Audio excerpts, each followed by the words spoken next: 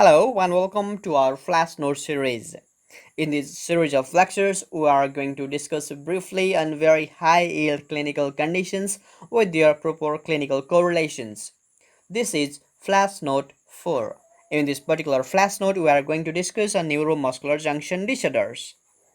Before starting our proper topic, we need to have a strong foundation knowledge on how neuromuscular junction actually works. So neuromuscular junction comprises of a neuron and a motor or muscle in plate, and whenever a series of action potential reaches at this axon terminal, the causes the depolarization of this membrane, and depolarization of this membrane causes opening of this calcium channel. Opening of calcium channel causes influx of calcium from outside to inside the cell, and influx of calcium causes translocation of these vesicles which contains preformed acetylcholine towards this membrane of the axon terminal, and from here there will be the diffusion of acetylcholine. The diffusion of acetylcholine causes the choline to bind with their respective receptors at the motor end plate. So this one is the presynaptic event and this one is the postsynaptic event.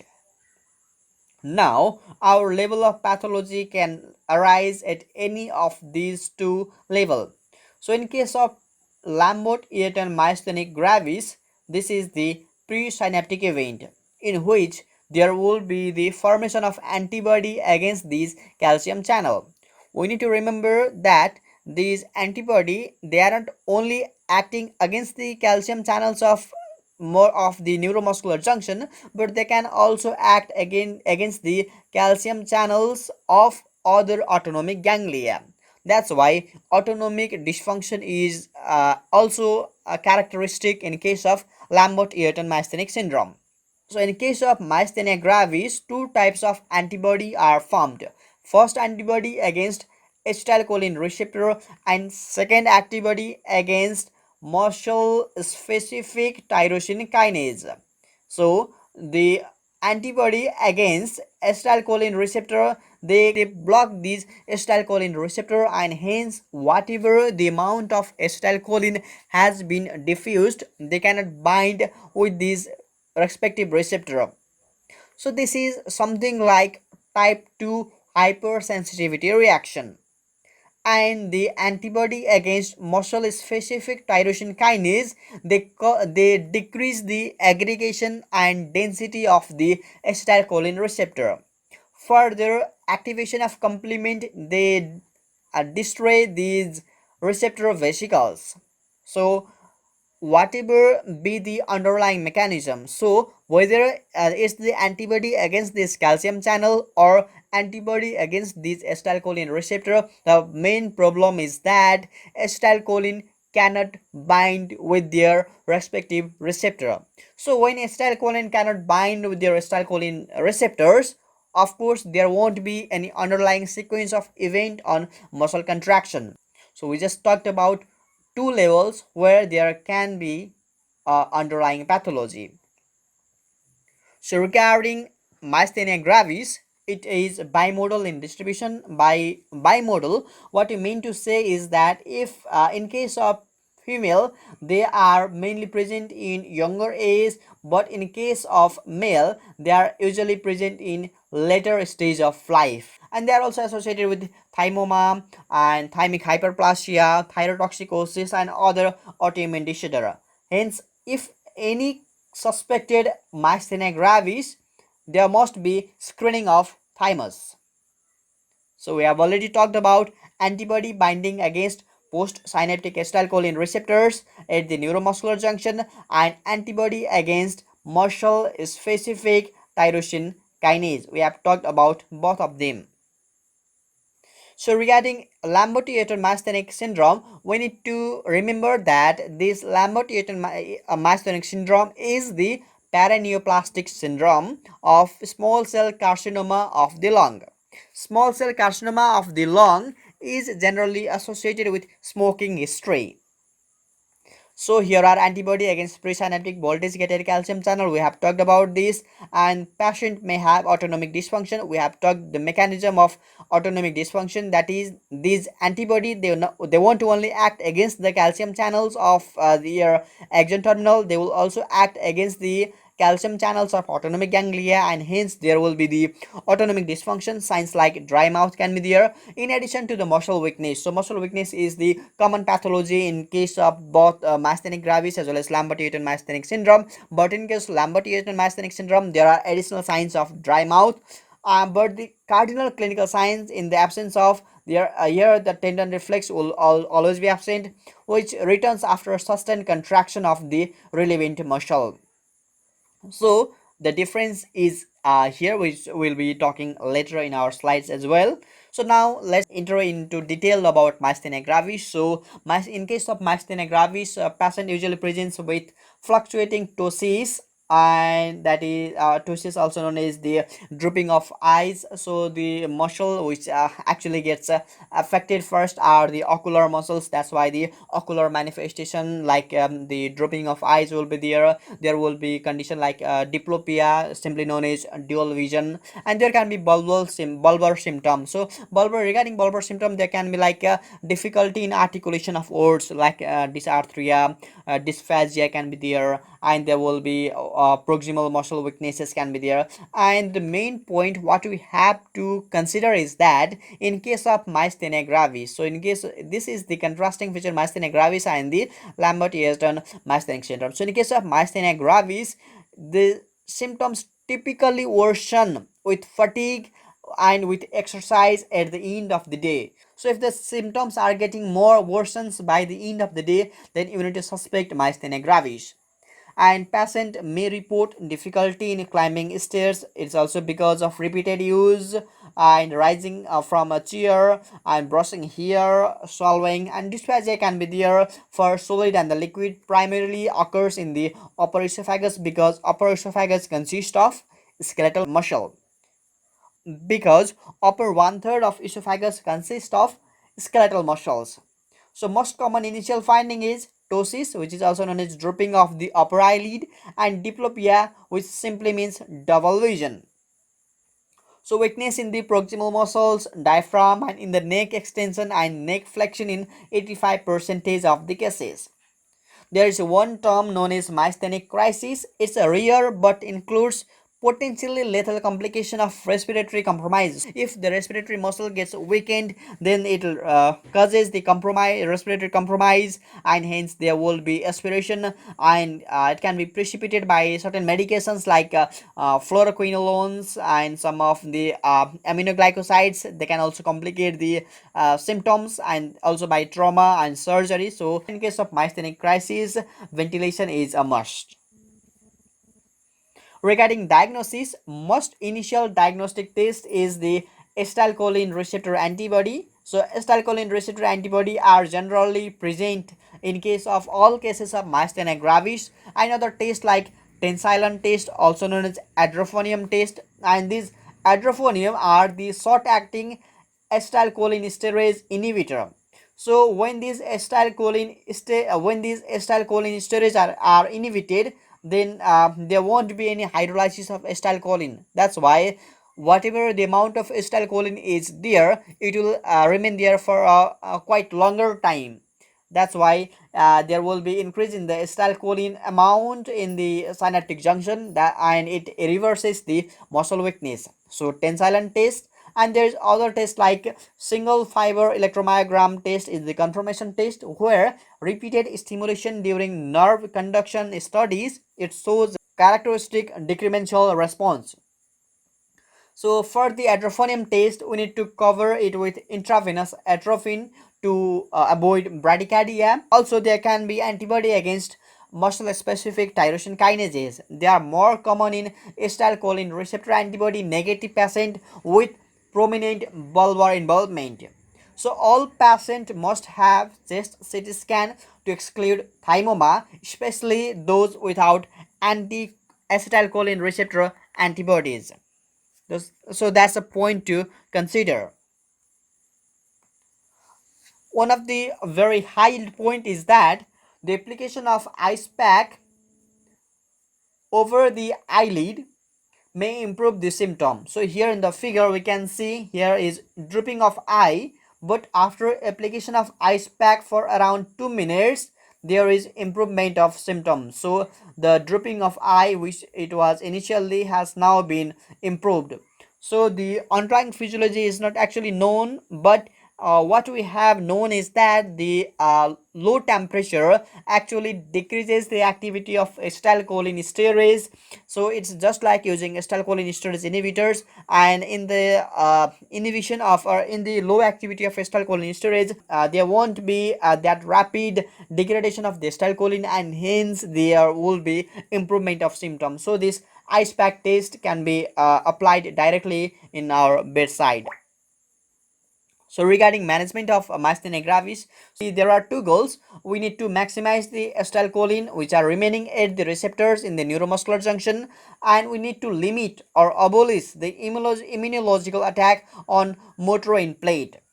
So the duration of action of acetylcholine can be prolonged by inhibiting acetylcholinesterase, and the most commonly used anti-acetylcholinesterase drug is pyridostigmine.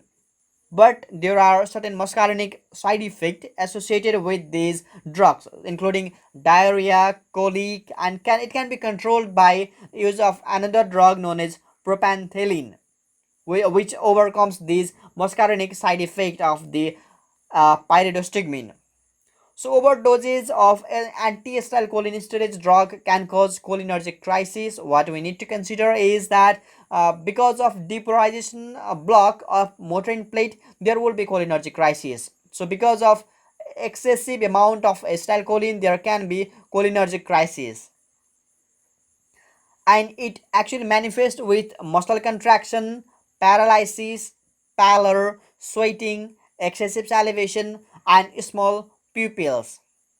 And this may be distinguished from severe weakness due to exacerbation of myasthenia gravis. So from the cholinergic crisis as well as from the exacerbation of myasthenia gravis, there will be the conditions, there will be the weakening of the skeletal muscles, and in the clinical condition if necessary it can be ruled out by use of small dose of adrophonium.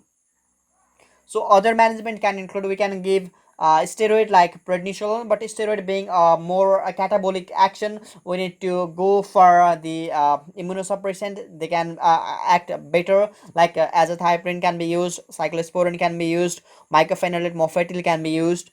And in case of thymoma, if we resect this thymoma, it can be a curative, but the age of the patient must be considered. So if the thymoma is present in less than 60 years of age, then of course we can do thymectomy. But if the patient age is more than 60 years of age, then thymectomy may not be useful.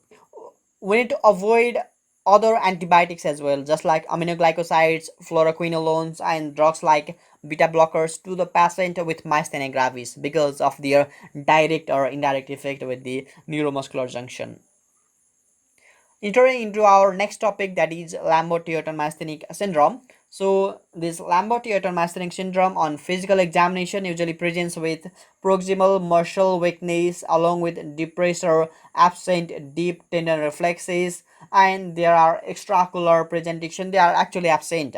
So extraocular presentation, respiratory paralysis in the extreme condition, or the bulbar muscle paralysis, like which presents with the dysarthria, dysphagia, they are actually absent in case of Lambert myasthenic syndrome, which are normally present in case of myasthenia gravis, and the symptoms actually improve with increased activity. This is a very high yield point. The symptoms will improve with increase in activity of the muscles. Of course we can make our diagnosis by having the antibody titer against the presynaptic voltage gated calcium channel. VGCC stands for voltage gated calcium channels, and electrophysiologically on the presence of repetitive nerve stimulation reveals characteristic incremental response. And chest CT scan can be done to suspect out whether this is a paraneoplastic syndrome associated with a small cell carcinoma of the lung. And treatment can be we can treat the small cell carcinoma of the lung, and we can use this 3,4 diaminopyridines and guanidines, which actually blocks potassium channel, and blocking of potassium channel, it increases the sensitivity of the calcium channel. So although we are having antibody against these voltage gated calcium channel, by blocking the potassium channel we will be increasing the sensitivity of these voltage gated calcium channels. And from here also we can improve our symptoms, and we can use corticosteroids and azathioprine in combined, or can be used alone for immunosuppression in case where a neoplasm cannot be identified and an autoimmune cause is suspected. So here is a summary slide of myasthenia gravis and the Lambert myasthenic syndrome. And the most frequent is the myasthenia gravis, where there are antibody against acetylcholine receptors. But in case of Lambert myasthenic syndrome, the antibodies are against voltage gated calcium channel. That's why there would be decreased in release of acetylcholine. And the clinical signs, like there will be the muscle weakness, which presents is the ptosis, diplopia, and the proximal muscle weakness. Respiratory muscle weakness can be there. Bulbar muscle weakness presents with the dysphagia, dysarthria, and it worsens with muscle use. This is a very high yield point. The worsening with muscle use is a very high yield point. So in case of Lambert myasthenic syndrome, there will be other autonomic symptoms like dry mouth, constipation, impotence can be there. So it's mainly because of the antibody against other autonomic ganglia. And also there were the conditions they improve with the use of the muscle. Myasthenia gravis are generally associated with the thymoma and thymic hyperplasia, whereas Lambert myasthenic syndrome is associated with the small cell carcinoma of the lung. And the use of acetylcholinesterase inhibitors like pyridostigmine, they actually reverse this symptom, but they have minimal effect on the Lambert myasthenic syndrome. So with this we need to think about three key points. First is that repetitive nerve stimulation. In case of Lambert myasthenic syndrome, there will be incremental response, but in case of myasthenia gravis, there will be decremental response.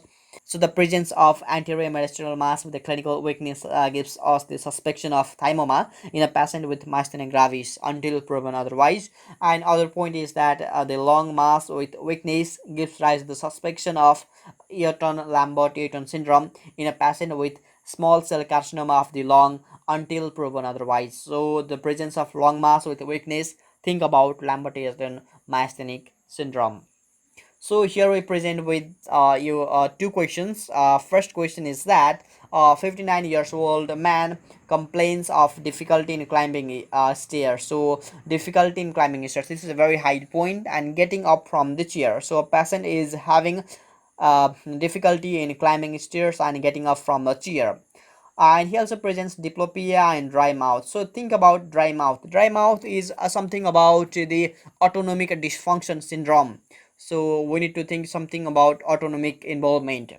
So his past history indicates that he has intramedullary nailing for right tibia after he sustained injuries in a car accident, and he has been smoking 1.5 packs for 30 years. So smoking history is a very high yield correlation point here.